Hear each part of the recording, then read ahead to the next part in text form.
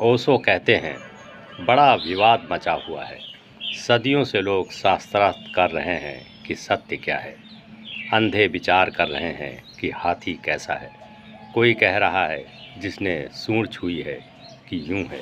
कोई कह रहा है जिसने हाथी के कान छुए हैं कि सूप जैसा है। कोई कह रहा है हाथी के पैर छुए हैं कि मंदिर के खंभों जैसा है। भारी विवाद है अंधों में, भारी शास्त्रार्थ है।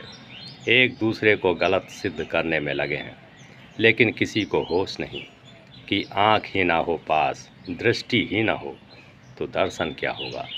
ये दर्शन शास्त्र जिनमें लोग उलझे हैं, अंधों की इजादें हैं। आँख वाले चुप हो जाते हैं, चुप हो जाते हैं सत्य के संबंध में, परमात्मा के संबंध में। जरूर बोलते हैं तो बोलते हैं उन विधियों के संबंध में जिसने परमात्मा तक पहुंचाया है। उनका बोलना इशारा है, चांद तारों की तरफ उठाई हुई उंगलियां हैं, लेकिन उंगलियां चांद तारे नहीं हैं, और उंगलियों को ही लोग पकड़कर नासमझ बन जाते हैं।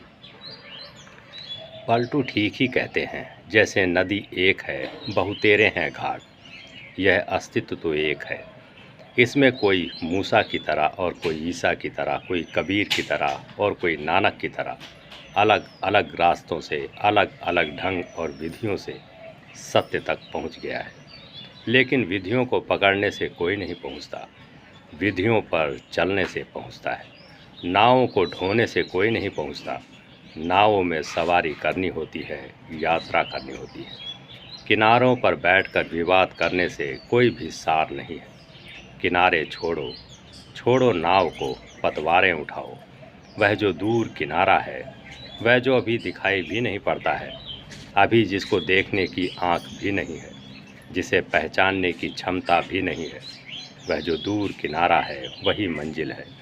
वह जो अभी अदृश्य है वही मंजिल है। और मज़ा यह है कि वह कितने भी दूर हो, साथ ही वह तुम्हारे भीतर भी है।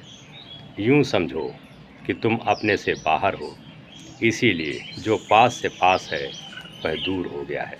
तुम बाहर ही बाहर भटक रहे हो और तुम अपने से ही दूर निकलते जा रहे हो।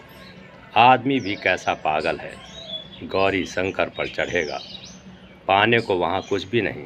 जब एडमंड हिलेरी से पूछा गया कि क्यों, किस लिए तुमने यह भयंकर यात्रा की, यह खतरनाक यात्रा करने का मूल कारण क्या है, क्योंकि एडमंड हिलेरी के गौरी शंकर पर पहुंचने के पहले ना मालूम कितने यात्री दल चढ़े, खो गए ना मालूम